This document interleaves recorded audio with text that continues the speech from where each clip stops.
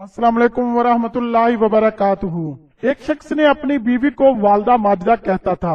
इसके दोस्त इसे मना करते, मगर वो खुशी से वालदा माजिदा कहता और दोस्तों और लोगों की बातों की परवाह न करता।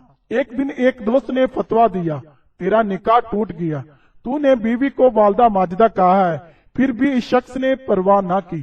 कुछ अरसा गुजरा, दोस्त ने कहा, तू बीवी से जिना कर रहा है, निकाह टूट गया है। इसने फिर भी परवाह ना की।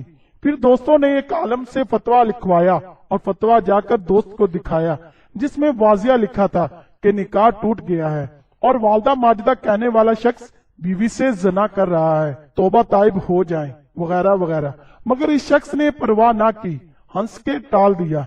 ऐसा ही फिर एक दोस्त ने कहा, किसी और आलम मुफ्ती से पूछते हैं जिसको ये मानता है, इससे फतवा ले आते हैं। खैर वो दूसरे आलम के पास गए, इसको सब बताया। तो इस आलम ने कहा, जब तक वो शख्स खुद ना आए। दोस्त मिलकर इसको ले गए। इस मुफ्ती साहब ने पूछा, क्या आप अपनी बीवी को वालदा माजिदा कहते हैं? इसने इकरार किया। फिर पूछा, क्या कब से कहते हैं? कहने लगे 3 साल से।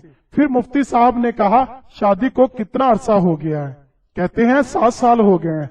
फिर मुफ्ती ने पूछा, बच्चे कितने हैं? कहा 3। बेटे हैं या बेटियां? इसने कहा, सिर्फ बेटियां।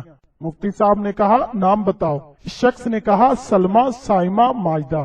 तो मुफ्ती साहब ने कहा, लगता है छोटी बेटी बहुत प्यारी लगती है।